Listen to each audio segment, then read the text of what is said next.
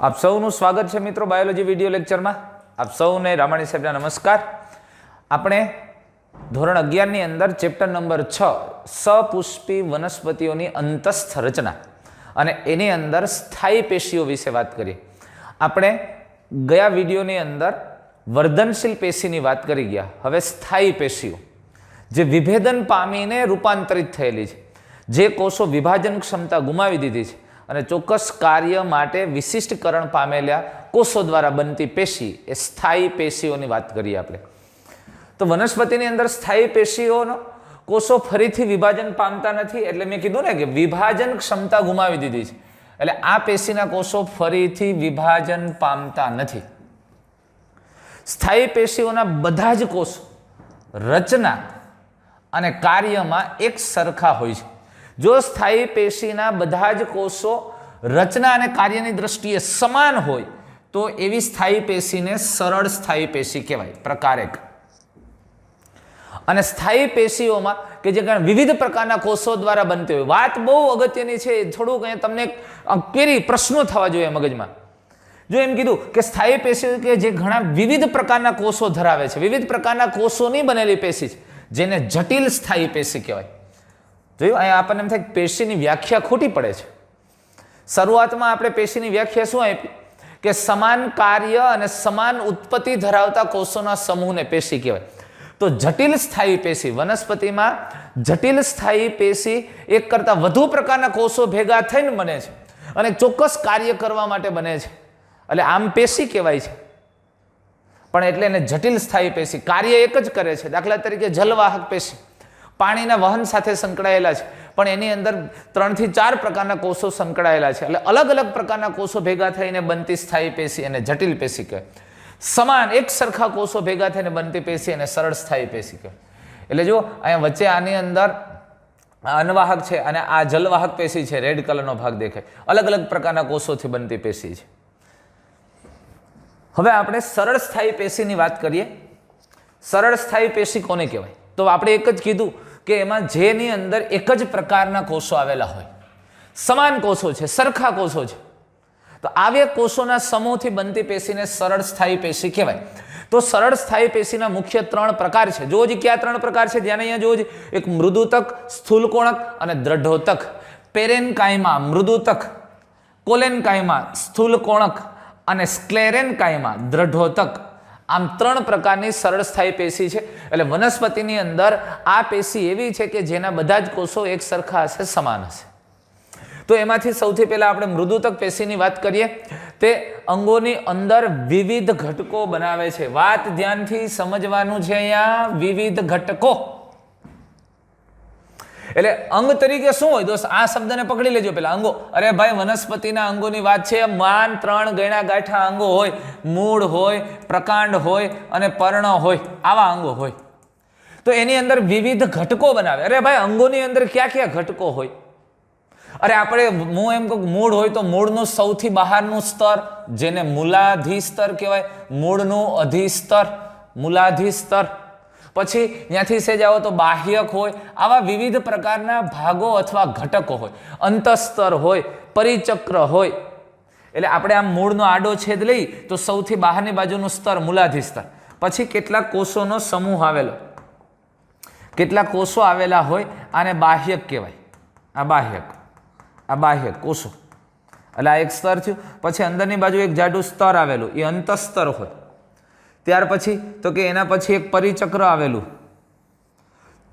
અને આ બાકીનો ભાગ તો કે મધ્યરંભ, જેની અંદર પણ આવા પાછા બીજા કોષો આવેલા હોય। એની અંદર જલવાહક, અનવાહક, વાહિપુલો પણ આવેલા હોય। અહીંયા વાહિપુલો આવેલા હોય તો તમને ખબર છે। તો આવા વિવિધ ભાગો આવેલા, એટલે અગત્યની વાત છે, અંગોની અંદર વિવિધ ઘટકો બનાવે છે।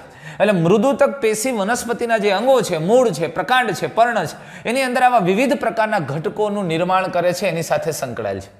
મૃદુતક પેશીના કોષો સામાન્ય રીતે સમવ્યાસી છે। સમવ્યાસી છે, મોટા ભાગના કોષો સરખા હશે, સમાન હશે, આવા સમવ્યાસી છે, આઇસોડાયમેટ્રિક। અને તેઓ આકારમાં ગોળાકાર હોય, પણ ક્યારેક અંડાકારે જોવા મળે, વર્તુળાકાર અને બહુકોણીય, પોલિગોનલ। હવે આ કોષોની આપણે વાત કરીએ તો જે આવા ક્યારેક એ પેશીના કોષો અંડાકારે હોઈ શકે, ઘણી વખત એકદમ ગોળાકારે હોઈ શકે। અને બહુકોણીય પ્રકારના પણ હોઈ શકે. એટલે આકારની દ્રષ્ટિએ ગોળાકાર, અંડાકાર, વર્તુળાકાર કે બહુકોણીય હોય છે. અને તેઓની દિવાલ પાતળી સેલ્યુલોઝની કોષ દિવાલ ધરાવે છે. એટલે આની કોષ દિવાલ છે એ પાતળી હોય અને સેલ્યુલોઝની બનેલી છે. એટલે આપણે આ પોઈન્ટને યાદ રાખવા હોય તો આપણે એવું કહી શકીએ ક્યાં આવેલા, તો કે અંગોની અંદર વિવિધ ઘટકો બનાવે છે. મૃદુતક પેશી સામાન્ય રીતે એના કોષો કેવા છે, તો કે કોષો સમવ્યાસી છે. આકાર કેવો છે? ગોળાકાર, અંડાકાર, વર્તુળાકાર, બહુ કોષ દિવાલ પાતળી અને સેલ્યુલોઝની બનેલી છે. અને ગાઢ રીતે સંકળાયેલા છે, નજીકમાં છે. એમની વચ્ચેની જગ્યા છે ખૂબ ઓછી હોય અને ખૂબ જ ઓછો આંતરકોષીય અવકાશ ધરાવે. અને મૃદુતક પેશી એ પ્રકાશ સંશ્લેષણ, સંગ્રહ અને સ્ત્રાવ મોટા ભાગના કાર્ય કરે છે. વનસ્પતિની અંદર પ્રકાશ સંશ્લેષણની પ્રક્રિયા સાથે સંકળાયેલ પેશી પણ મૃદુતક છે. અરે પ્રકાશ સંશ્લેષણ કર્યા પછી જે કંઈ દ્રવ્યો બન્યા છે એનો સંગ્રહ કરવો, સંગ્રહનું કાર્ય પણ મૃદુતક પેશીમાં થાય. અને કોઈ પણ દ્રવ્યનો સ્ત્રાવ થાય તો એ સ્ત્રાવ, ક્ષીરનો સ્ત્રાવ થાય તો પણ એ મૃદુતક પેશીના કોષો દ્વારા થાય છે. એટલે કાર્ય શું થયું? પ્રકાશ સંશ્લેષણની પ્રક્રિયા, સંગ્રહ અને સ્ત્રાવનું કાર્ય કરે છે. એટલે એક વસ્તુ ધ્યાનમાં રાખજો, આપણે વર્ધનશીલ પેશીના જો કોષોની વાત કરીએ તો કોષો ખૂબ જ પાતળી કોષ દિવાલ ધરાવતા, કોષનું કોષ કેન્દ્ર મોટું હોય કારણ કે સતત વિભાજન પામતા કોષો છે, સતત વિભાજન પામતા, અને સાવ પ્રાથમિક પ્રકારની કોષ દિવાલ ધરાવતા છે. હજી રસધાની હોય તેમાં નાની હોય, ખૂબ નાની હોય રસધાની, અને ક્યારેક ન પણ હોય કારણ કે કોષ વિભાજનથી નવા બનતા કોષો છે. પણ એ કોષ જ્યારે વર્ધનશીલ પેશીના કોષોનું વિભેદન થાય તો સૌ પ્રથમ વિભેદન પામીને આ પ્રકારની પેશી બનતી હોય, મૃદુતક પેશી જેવા કોષોમાં ફેર. એટલે મૃદુતક પેશીના કોષોની કોષ દિવાલ એકદમ પાતળી છે. જો હજી પ્રાથમિક કોષ દિવાલ ધરાવે છે, સેલ્યુલોઝની બનેલી છે.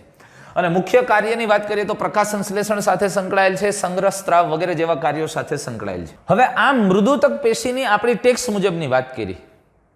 અને મોટા ભાગના અંગોની અંદર તમે એક સમજી લ્યો કે કોઈ પણ આધારતક પેશી તંત્રનો ભાગ છે મૃદુતકીય પેશીનો હોય. અને સૌથી ઓછું વિભેદન દર્શાવતી પેશી, વર્ધનશીલ કોષોનું સૌથી ઓછું વિભેદન દર્શાવતી પેશી કોઈ હોય તો એ મૃદુતક પેશી છે. અને આ મૃદુતક પેશીમાં પણ રૂપાંતરણો થાય અને ઘણા બધા મૃદુતક પેશીના પાછા પ્રકાર આપણે ઘણા પાડી શકીએ છીએ. ટેક્સ્ટ બુકમાં નથી, પણ નીટ માટે, તમારી કોમ્પિટિટિવ એક્ઝામ માટે તમને રેફરન્સ મળી રહે એવા હેતુથી દોસ્તો મિત્રો આ ટોપિકને આપણે લઈ લઈએ છીએ. હવે દીર્ઘોતક મૃદુતક, જો પ્રોઝેનકાઇમા, આ પ્રોઝેનકાઇમાની અંદર આ પેશીના કોષો તમે જુઓ ને તો સામાન્ય રીતે આ કોષોના છેડાઓ આમ થોડા અણીદાર હોય, થોડા તીક્ષ્ણ હોય, છેડાના ભાગ અણીવાળા હોય અને થોડી જાડી દિવાલયુક્ત લાંબા કોષો છે. એટલે દીર્ઘોતક મૃદુતક કોષોના છેડાઓ થોડા પાતળા અને જાડી દિવાલયુક્ત હોય, કોષ દિવાલ જાડી અને કોષો લાંબા હોય છે. અને તે સામાન્ય રીતે વનસ્પતિ અંગોને આધાર પૂરો પાડે છે. અને ઘણી વખત કેટલીક વનસ્પતિના મૂળના પરિચક્રનું નિર્માણ કરે છે. પરિચક્રનો ભાગ આપણે અંગોની આંતરિક રચના જોશું ત્યારે પરિચક્ર વિશે વાત કરશું. તો એના નિર્માણમાં આ પ્રકારના દીર્ઘોતક મૃદુતક કોષો આવેલા હોય. જો આમ છેડાના ભાગે થોડો પાતળા હોય અને કોષો લાંબા હોય અને મૂળના પરિચક્રમાં પણ જોવા મળે છે. અને મુખ્યત્વે આધાર પૂરો પાડવાનું કામ કરે છે. આધાર આપતી રચનાનું નિર્માણ કરતા કોષો છે દીર્ઘોતક મૃદુતક. વાયુતક મૃદુતક, આ મૃદુતક કોષો આમ ગોળાકાર છે પણ આ કોષોની આસપાસ વિશાળ વાયુકોષ્ઠ એટલે કે પોલાણ આવેલા છે, ગેપ આવેલા હોય જેમાં હવા ભરાઈ શકે એવી જગ્યા હોય. અને વાયુકોષની ઉત્પત્તિ જો લાઇસિજિનસ એટલે કોષો વેર વિખેર થઈને ગોઠવાઈને વચ્ચે જગ્યા થઈ જાય. તમે સમજો આ કોષો આવી રીતે આમ સમૂહમાં ગોઠવાયેલા છે. હવે આપણે ઘણી વખત ખબર આ માણસોની મેદની ઊભી હોય અને કોઈ મોટું વ્યક્તિ આવે એટલે એમ કે ઉભા રહેજો સાહેબ આવે છે આમ છેટા થઈ જાવ એટલે કેમ બધા વચ્ચે જગ્યા કરી દે, એમ આ કોષોની ગોઠવણ બદલે એટલે આવી રીતે થઈ જાય અને વચ્ચે વચ્ચે એમાં જગ્યાઓ થઈ જાય. આ જે જગ્યા છે એને વાયુકોષ્ઠ કહેવાય. આવી રીતે એમ જગ્યા થઈ જાય. જો સમજાણો, આવા ગેપ પડી જાય, વચ્ચે જગ્યાઓ થઈ જાય, આવી જગ્યાઓ થઈ જાય, એને વાયુકોષ્ઠ કહેવાય. શેને કારણે? કોષોના વિખેરણને કારણે અને કોષોના વિઘટનને કારણે ગોઠવાઈ જાય એટલે વચ્ચે ગેપ આવી જાય એટલે આને લાઇસિજિનસ પ્રકારની વાત કહેવાય, ગોઠવણ કહેવાય. વાયુકોષની ઉત્પત્તિ કયા પ્રકારની? લાઇસિજિનસ. અને કેટલાક કોષોનું વિઘટન પણ થઈ જાય વચ્ચેથી એટલે વચ્ચે વચ્ચે જગ્યા થઈ જાય અને જગ્યા થઈ જાય એટલે એમાં હવા ભરાઈ શકે. અને એટલે આ પ્રકારની પેશી જલોદભીદ વનસ્પતિ છે, પાણીમાં થતી વનસ્પતિ છે અને તારકતા પૂરી પાડે એટલે આ પ્રકારની વનસ્પતિમાં પાણીમાં ઉપલી સપાટી પર તરી શકે છે. એટલે આને વાયુતક પેશી તરીકે પણ ઓળખવાય. અને વાયુતક ક્ષેત્ર જોજો આ ક્યાં હોય? સામાન્ય રીતે મોટે ભાગે અંગોની અંદર બાહ્ય ક્ષેત્રમાં આવેલા હોય. એટલે મેં તો હમણાં કીધું કે બાહ્યકનો વિસ્તાર હોય, એ બાહ્યકના ભાગમાં આ પ્રકારની પેશી જોવા મળે. તો આ થઈ વાયુતક મૃદુતક પેશી. તારાકાય મૃદુતક કેળાના પર્ણતલમાં જોવા મળે છે. હવે જો તારાકાય, હવે અહીંયા તમે જો ને તો એ કોષો આવી રીતે બને છે. કોષોનું નિર્માણ જે થયું છે એ કંઈક આવું જોવા મળે.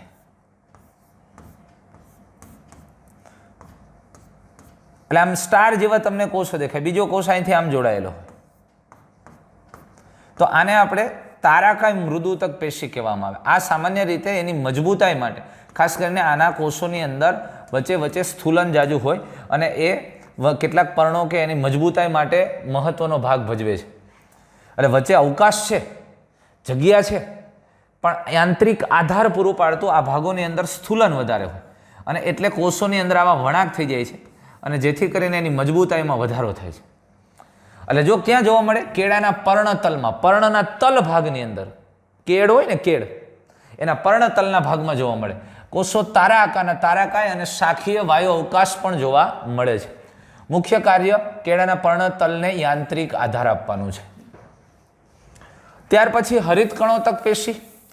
હરિતકણોતક પેશી જેની અંદર પુષ્કળ પ્રમાણમાં હરિતકણ આવેલા છે જે પ્રકાશ સંશ્લેષણની ક્રિયા સાથે સંકળાયેલ છે. અને હરિતકણોતક પેશી મુખ્યત્વે પર્ણોમાં જોવા મળે, મુખ્યત્વે પર્ણોમાં. કારણ કે પ્રકાશ સંશ્લેષણનું કાર્ય કરતું મુખ્ય જો કોઈ અંગ હોય તો એ પર્ણ છે. આ કુમળા પ્રકાંડ છે એની અંદર એ હરિતકણ હોય, એની અધિસ્તરીય કોષોની અંદર અથવા સ્થૂલકોણક પેશીના ભાગોમાં. પણ સામાન્ય રીતે મૃદુતકીય કોષોમાંથી જે હરિતકણ ધરાવે છે, આવી રીતે હરિતકણ પુષ્કળ સંખ્યામાં આવેલા આવી પેશીને હરિતકણોતક પેશી કહેવાય. હા, વધારાની વાત કહી દઉં, કોઈને કહેતા નહીં, આ હરિતકણોતક પેશીને પાછા બે પ્રકાર પાડી શકાય: લંબોતક હરિતકણોતક અને શિથિલોતક હરિતકણોતક. હવે આવી લંબોતક હરિતકણોતક પેશી તમે વનસ્પતિના પર્ણનો આડો છેદ લ્યો તો એની અંદર આ રીતે મૃદુતકીય કોષો ગોઠવાયેલા હોય અને એની અંદર હરિતકણ આવેલા હોય તો આને લંબોતક હરિતકણોતક. અને કોષો આમ શિથિલ રીતે ગોઠવાયેલા હોય, એની વચ્ચે અવકાશ હોય તો આને શિથિલોતક હરિતકણોતક કહેવામાં આવે છે. અહીંયા હરિતકણ હોય એટલે હરિતકણોતક પેશીના પાછા પેટા પ્રકાર પાડી શકાય. અને શ્લેષ્મ મૃદુતક પેશી જે વિશાળ અને મોટી રસધાની ધરાવે છે, જેમાં શ્લેષ્મા આવેલા છે, રસાળ મરુદભિદ વનસ્પતિઓ. દાખલા તરીકે તમે કુવારપાઠું લ્યો અને કુવારપાઠુંના પર્ણમાં કેવું ઓલું ચીકણું દ્રવ્ય નીકળે, શ્લેષ્મીય. બસ એ શ્લેષ્મ ઘટકો ધરાવતી મૃદુતક પેશી, ન્યાય ખોરાક સંગ્રહ અથવા ઘટકોનું સંગ્રહ કરતી પેશી છે. એ શ્લેષ્મીય મૃદુતક અથવા શ્લેષ્મક મૃદુતક પેશી છે. ફાફડા થોરની અંદર આવું જોવા મળે. તમે જુઓ, આ તારાકાય પ્રકારની છે, આ હરિતકણોતક, આ લંબોતક હરિતકણોતક, આ શિથિલોતક હરિતકણોતક. તો આ પ્રકારે મૃદુતક પેશીના ફરીથી પ્રકાર પાડી શકીએ છીએ. એટલે સૌથી પહેલો આપણે દીર્ઘોતક પાડ્યો, પછી વાયુતક મૃદુતક હતી, તારાકાય મૃદુતક, હરિતકણોતક મૃદુતક, શ્લેષ્મીય મૃદુતક. અને શ્લેષ્મીય મૃદુતકમાં શ્લેષ્મીય ઘટકોનો સંગ્રહ થાય છે અને મોટે ભાગે શેમાં જોવા મળશે? કુવારફાટું, ફાફડા થોર, કેક્ટસ, એ પણ એક થોર જ યુફોર્બિયા પ્રકારની. અને પાણી અને આવા દ્રવ્યનો સંગ્રહ કરવો એ એનું મુખ્ય કાર્ય છે. ફાફડા થોરમાં, કેક્ટસમાં મુખ્યત્વે પાણીના સંગ્રહ સાથે સંકળાયેલી છે શ્લેષ્મીય મૃદુતક પેશી. સ્થૂલ કોણક પેશી. હવે ફરી પાછું આપણે ટેક્સ્ટ બુક મુજબની વાત કરીએ છીએ. સ્થૂલ કોણક પેશી દ્વિદળી વનસ્પતિઓમાં અધિસ્તરની નીચેના સ્તરમાં આવેલી છે. ધ્યાનથી સમજો, દ્વિદળી વનસ્પતિઓ. હવે અધિસ્તરની નીચે એટલે તમને સમજો, આ પ્રકાંડ છે, આ પ્રકાંડ છે અને પ્રકાંડનું સૌથી બહારના કોષોનું સ્તર એ અધિસ્તર કહેવાય. અને અધિસ્તરની નીચેના ભાગમાં અહીંયા આ કોષો આવેલા હોય. અહીંયા આ સ્થૂલ કોણક પેશીના કોષો છે. એટલે અધિસ્તરની નીચે ખાસ કરીને યાદ કરો, દ્વિદળી વનસ્પતિની વાત કરી છે. દ્વિદળી વનસ્પતિમાં અધિસ્તરની નીચેના સ્તરોમાં આવેલ હોય તે એક સરખા સ્તરો કે ટુકડામાં જોવા મળે છે. શું ટુકડામાં જોવા મળે? ઘણી વખત આ પેશી છે એ એક સામાન્ય રીતે આવું સળંગ સ્તર જોવા મળે અને ઘણી વખત એવું જોવા મળે એક સરખા આવા સળંગ સ્તરો આવેલા હોય. અને ઘણી વખત તમને એવું જોવા મળે કે અમુક ભાગોમાં હોય, અમુક ભાગોમાં ન હોય, એટલે પેચીસ હોય. એટલે માનો કે ક્યારેક આવું થાય કે આ આટલા ભાગની અંદર સ્થૂલ કોણક પેશી હોય, આટલા ભાગોમાં હોય અને બીજે ન હોય. અને ક્યારેક આવા સળંગ સ્તરો હોય. એટલે એ કેવી રીતે આવેલી હોય? તો કે એક સરખા સ્તરો અથવા તો ટુકડાઓમાં જોવા મળે. શું? સ્થૂલ કોણક પેશી. અને આ પેશીના કોષોના ખૂણાઓ પર ખૂબ જ સ્થૂલન થાય, થિકનિંગ. અહીંયા કોષ દિવાલ, પ્રાથમિક કોષ દિવાલ પછી દ્વિતીય કોષ દિવાલનું નિર્માણ થાય, પણ અલ્પ વિકસિત, બહુ નહીં. સ્થૂલન થાય છે થોડું થાય એટલે આને થિકનિંગ જુઓ ક્યાં છે ખૂણાઓના ભાગે. અરે ખૂણાઓના ભાગે સ્થૂલન છે માટે સ્થૂલ કોણક સ્થૂલ એટલે સ્થૂલન થવું કોણક એટલે ખૂણાઓમાં. અને એ તમે જુઓ આ ખૂણાઓના ભાગમાં આવા દ્રવ્યો કેવા દ્રવ્યો સેલ્યુલોઝ હેમિસેલ્યુલોઝ અને પેક્ટિન જેવા દ્રવ્યની આ ખૂણાઓના ભાગમાં જમાવટ થાય છે. સેલ્યુલોઝ હેમિસેલ્યુલોઝ અને પેક્ટિન જેવા દ્રવ્યની આ ખૂણાઓના ભાગમાં જમાવટ થાય છે અને એટલે એને સ્થૂલ કોણક પેશી કહેવામાં આવે છે. અને પરિણામે અહીંયા તમે જુઓ થોડુંક આમ સામાન્ય રીતે એની મજબૂતાઈમાં વધારો થાય લચીલતા આવે એકદમ કઠણ ન થાય. કોષ દિવાલનો એકદમ દ્વિતીય કોષ દિવાલનો જાડું સ્થૂલન નથી પણ ખૂણાઓના ભાગે છે એટલે થોડું મજબૂત થશે અને ખાસ કરીને વનસ્પતિની અંદર લચીલતા આવે છે અને તે નમ્યતા બક્ષે એટલે વનસ્પતિની ડાળી છે આમ તમે પકડો છો આમ વળે છે મૂકો એટલે પાછી જગ્યાએ આવી જાય સ્થિતિસ્થાપકતા પૂરી પાડતું કામ કરે છે. સ્થૂલ કોણક પેશી વનસ્પતિને એની કુમળી ડાળીઓને સ્થિતિસ્થાપકતા બક્ષે છે એમાં નમ્યતા બક્ષે આમ ખેંચો એટલે નમે અને મૂકી દો એટલે મૂળ જગ્યાએ આવી જાય સીધી બટકી ન જાય. આ સ્થિતિસ્થાપકતા અને નમ્યતા બક્ષે લચીલતા પણ લાવે છે. અને મૃત કોષોની અંદર તમે જુઓ તો આવું દેખાય કોષરસ બધું સુકાઈ ગયો હોય એટલે આવું જો ખૂણાના ભાગે સ્થૂલન થયેલું તમને જોવા મળે. તો સ્થૂલ કોણકના કોષો સામાન્ય રીતે અંડાકાર હોય અંડાકાર વર્તુળાકાર કે બહુકોણીય હોય છે. બહુકોણીય આમ વધારે ખૂણાઓમાં હોય તો એને બહુકોણીય આપણે કહીશું. એટલે અંડાકારે હોઈ શકે ગોળાકારે હોઈ શકે અને બહુકોણીય પણ હોઈ શકે.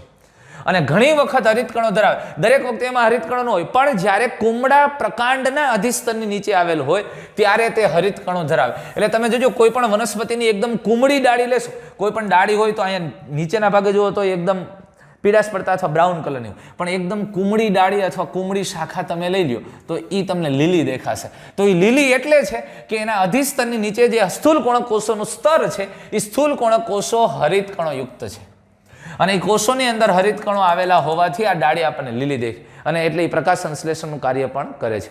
અને જે હરિતકણો ધરાવે છે આ કોષો ખોરાકનો સંગ્રહ પણ કરે છે. સામાન્ય રીતે સ્થૂલ કોણક પેશી ખોરાકના સંગ્રહ સાથે સંકળાયેલી નથી પણ હરિતકણ ધરાવતા કોષો સ્થૂલ કોણક પેશીના જે ભાગોમાં હરિતકણ છે અથવા તો સ્થૂલ કોણક પેશીના જે કોષો હરિતકણ ધરાવે છે એની અંદર ખોરાક સંચય થતો પણ જોવા મળે છે. અને આંતરકોષીય અવકાશ સામાન્ય રીતે જોવા મળતો નથી. મૃદુતક પેશીમાં આંતરકોષીય અવકાશ ક્યાંક હોય અથવા ઓછો હોય અને અહીંયા સામાન્ય રીતે ખૂબ જ ઓછો અથવા તો ગેરહાજર છે. ક્યાં આવેલી છે ભાઈ? અરે કુમળા પ્રકાંડ અને પર્ણના પર્ણદંડ જેવા વનસ્પતિના વિકાસ પામતા ભાગોને યાંત્રિક આધાર પૂરો પાડે છે. બહુ કાળજી રાખજો.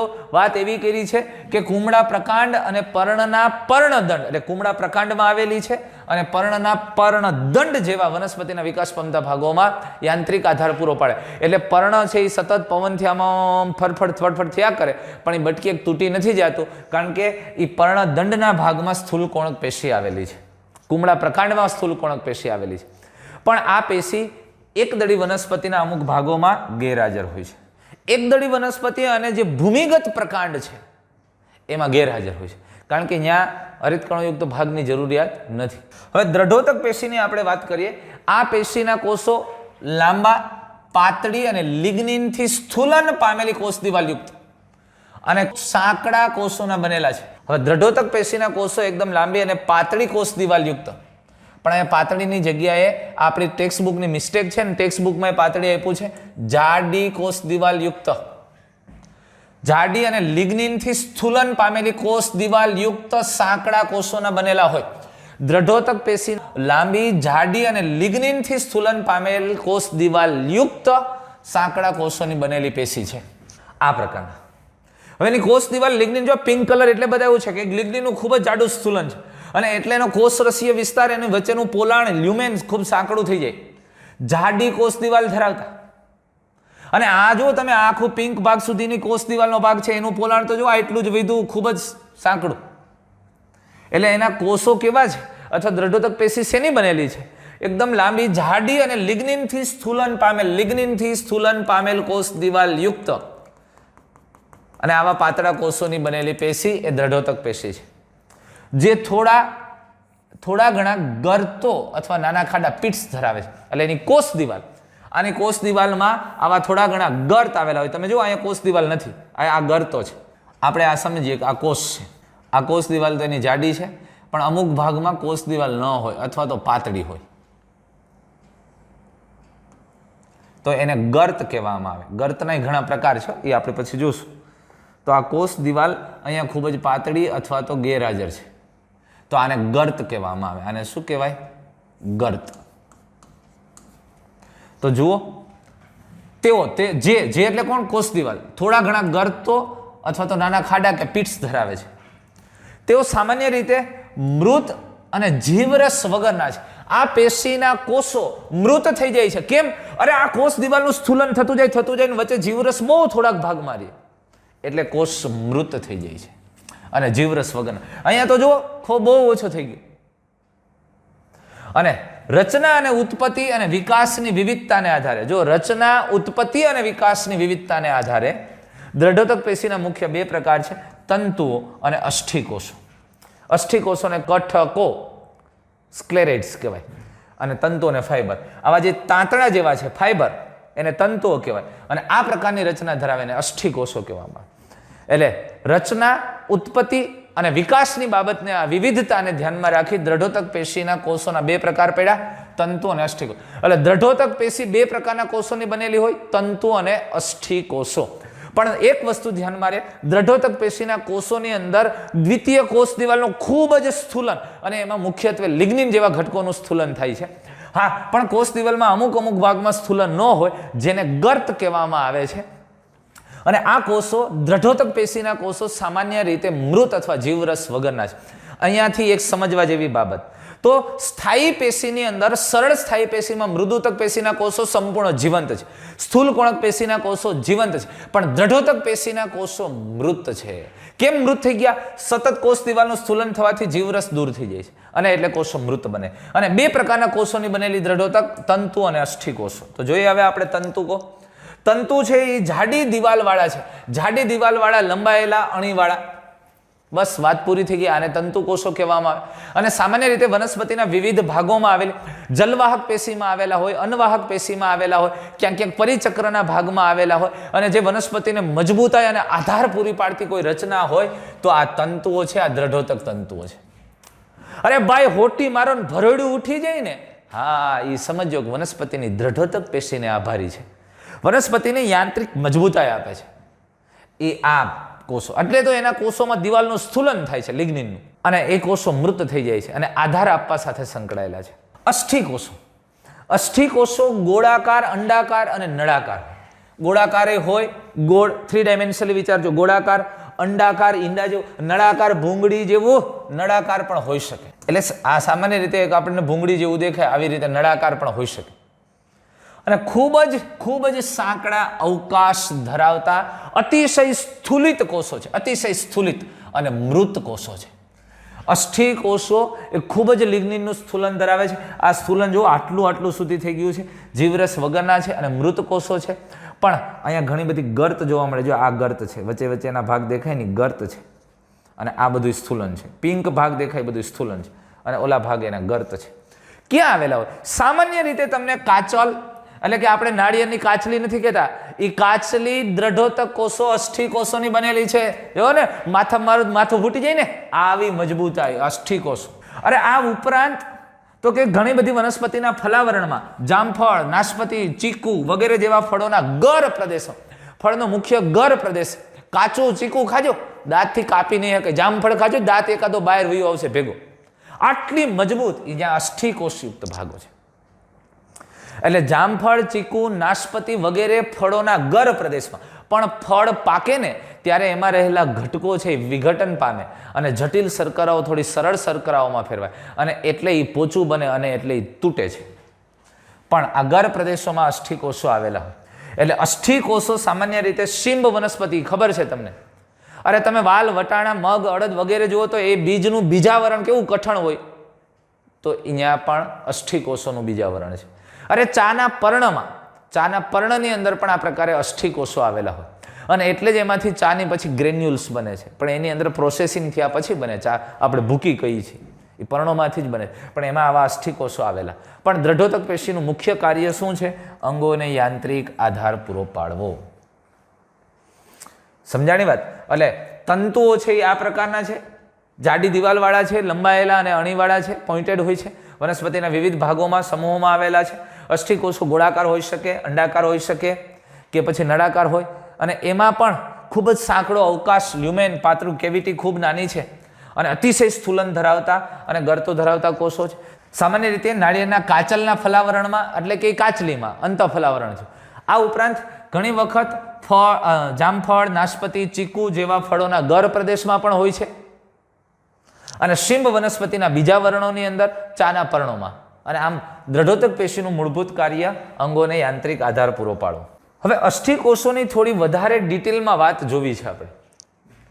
આપણે કીધું કે જાડી દિવાલવાળા છે, છેડાઓ ઘણી વખત અણીદાર અથવા સમવ્યાસી કે અનિયમિત આકારના, ખૂબ જ વધારે ગર્ત ધરાવે અને એનું લ્યુમેન ખૂબ નાનું છે.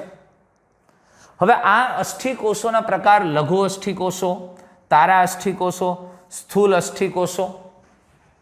જો બ્રેડિસ્ક્લેરેડિયસ આપણે જોઈએ, લઘુ અસ્થિકોષો જે સામાન્ય રીતે જામફળ અને ચીકુના ગરમાં જોવા મળે છે, આ લઘુ અસ્થિકોષો છે. આ જેને બ્રેકિસ્ક્લેરેડ કહેવામાં આવે, આ બ્રેકિસ્ક્લેરેડ્સ એ લઘુ અસ્થિકોષો છે. ત્યાર પછી તારા અસ્થિકોષો, ચાના પર્ણમાં જે જોવા મળે છે તે સ્ટાર શેપના તારા આકારના હોય, આ તારા અસ્થિકોષો છે.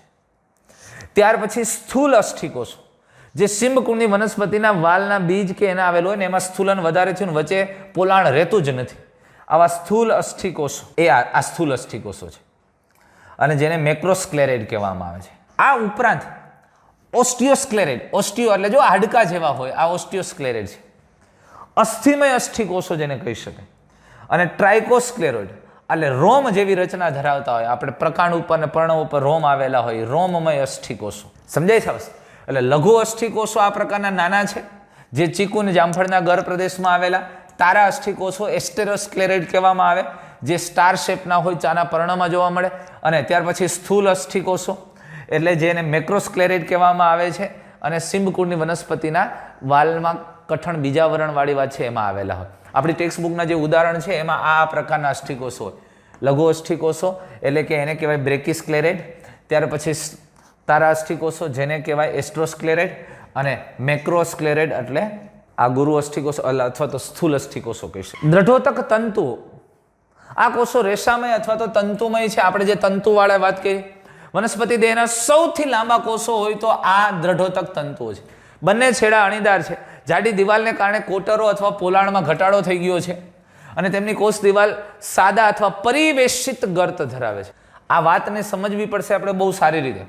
ડિટેલમાં વાત કરશું આપણે, ઓલી ભણશું ત્યારે, જલવાહક પેશીની વાત કરશું ત્યારે. પણ હું એક સામાન્ય નાની એવી વાત કરીને સમજાવું તમને. દાખલા તરીકે આ કોષ દિવાલનો ભાગ છે, અહીંયા આવી રીતે આમનમ ગર્ત આવ્યું તો આને સાદું ગર્ત કહેવાય. અહીંયા ખાડો છે પણ એ સાદો છે. પણ આ ખાડાની ફરતે એક આમ ઉપસેલો ભાગ હોય અને પછી પોલાણ હોય તો એને પરિવેશિત ગર્ત કહેવાય. આમ ઉપસેલો ભાગ અને પછી પોલાણ તો એને પરિવેશિત ગર્ત. એની ફરતે ટૂંકમાં આપણે ઘડામાં ઉપર કાંઠો કેવો હોય, ગોરો છે, માટીનો ગોરો હોય, એ ગોરો અથવા માટલું છે, માટલામાં ઉપર કાંઠો હોય, એમ કાંઠો હોય ને પછી પોલાણ તો એ પરિવેશિત ગર્ત છે. અને કાંઠો ન હોય ને સીધું પોલાણ હોય તો એ સાદું ગર્ત છે. બસ આ પરિવેશિત ગર્ત. અને સ્થાનને આધારે તંતુઓને 3 સમૂહમાં વિભાજિત કરવામાં આવે છે. અને એ કયા 3 સમૂહ? તો જો આપણે એક જોઈએ એમાં સપાટીય તંતુ. સપાટીય તંતુ તેઓ બીજ અને ફળની સપાટી પર આવેલા હોય, આવા તંતુઓને પૂરક તંતુઓ કહેવામાં આવે છે. એક પ્રકાર થયો તંતુનો સપાટીય તંતુઓ, જે ક્યાં આવેલા છે? બીજ અને ફળની સપાટી પર આવેલા હોય એટલે એને સપાટી તંતુ કહેવામાં આવે. તો બીજ સપાટીય તંતુઓ, પહેલા બીજ સપાટીય તંતુની વાત કરીએ. કપાસના તંતુઓ તે બીજ સપાટીય તંતુઓ છે. કપાસના રેસાઓ એ બીજા વર્ણની બાહ્ય વૃદ્ધિ અથવા બીજ ચોલની બાહ્ય વૃદ્ધિ છે. હવે બહુ અગત્યની વાત છે, બીજની ફરતે 2 બીજા વરણ હોય, આ 1 અને આ 2. અરે આ કપાસના રેસાઓ તો બીજા સિવાય ઉપર પછીનું ત્રીજું છે ને એ કપાસના રેસાઓ છે, આ તંતુઓ. બીજ ચોલ એટલે ત્રીજું બાહ્ય વરણ. કપાસના રેસાઓ બીજા વર્ણની બાહ્ય વૃદ્ધિ અથવા બીજ ચોલની બાહ્ય વૃદ્ધિ છે. એટલે કપાસના કોટન તંતુ એ સેલ્યુલોઝના બનેલા છે. જો કપાસના રેસાઓ તાંતણા છે, આપણે રૂ જેને કહીએ છીએ, એ સેલ્યુલોઝના બનેલા તાંતણા છે. લિગ્નિન વિહીન હોય, એમાં લિગ્નિન નથી અને એટલે આ વાસ્તવિક રેસા નથી, વાસ્તવિક તંતુ કોષો નથી. વાસ્તવિક રીતે તંતુકોષોની અંદર લિગ્નિનનું સ્થૂલન થાય છે, પણ આ તો બીજ ચોલની બાહ્ય વૃદ્ધિ છે ને એની દિવાલ માત્ર સેલ્યુલોજ યુક્ત રચનાઓ છે અને એટલે એ વાસ્તવિક રેસા તરીકે ઓળખાતા નથી. એટલે કપાસના રેસાઓ છે એ સેલ્યુલોજના છે અને એ વાસ્તવિક દ્રઢોતકીય તંતુકોષ તરીકે એને નથી આપણે ઓળખ, કારણ કે એમાં લિગ્નિનનું સ્થૂલન નથી. અને એ બાહ્ય બીજચોલ એટલે કે સમજી લો બીજચોલની વૃદ્ધિ છે, એટલે ત્રીજું બીજાવરણ છે એમાંથી વૃદ્ધિ પામતા ઘટકો છે. અને કપાસમાં રેસાઓ બે પ્રકારના હોય અને બે પ્રકારમાં જે લાંબા તંતુઓ છે, જે લાંબા એકદમ આમ રેસા તાંતણા, એને લિન્ટ કહેવામાં આવે અને જે નાના તંતુઓ એને ફઝ કહેવામાં આવે છે. અને આ લિન્ટ તંતુઓનો ઉપયોગ કાપડ ઉદ્યોગમાં કરવામાં આવે છે અને ફઝ એ પૂરક તંતુ છે. એટલે આપણે કીધું ને પૂરક એટલે બીજની સપાટી પર ખરેખર બીજના મુખ્ય બીજાવરણમાંથી ઉત્પન્ન થાય.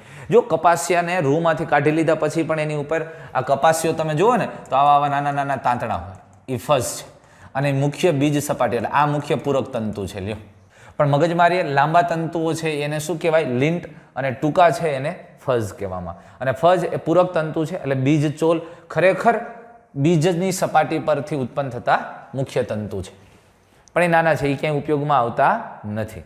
ત્યાર પછી સપાટીની અંદર આ બીજ સપાટીય તંતુ હતા કપાસના, અને ફળ સપાટીય તંતુ નાળિયેરના રેસા.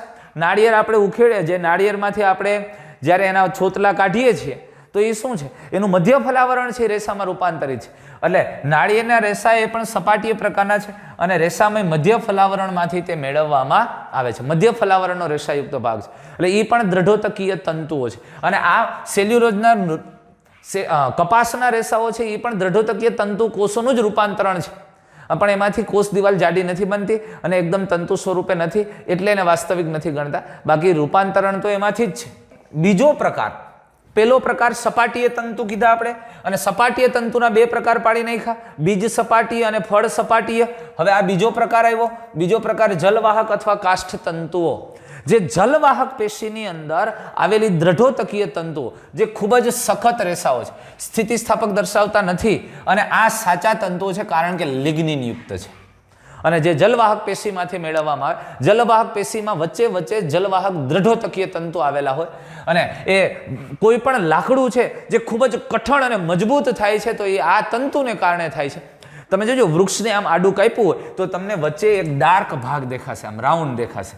બસ એ જલવાહક પેશીયુક્ત ભાગ છે, અને એની અંદર આવે દ્રઢોતકીય પેશીને કારણે અથવા તો આવા દ્રવ્યોને કારણે એ વધારે ડાર્ક દેખાય છે, અને એટલે તો એને કાષ્ઠ તંતુ પણ કહેવામાં આવે છે.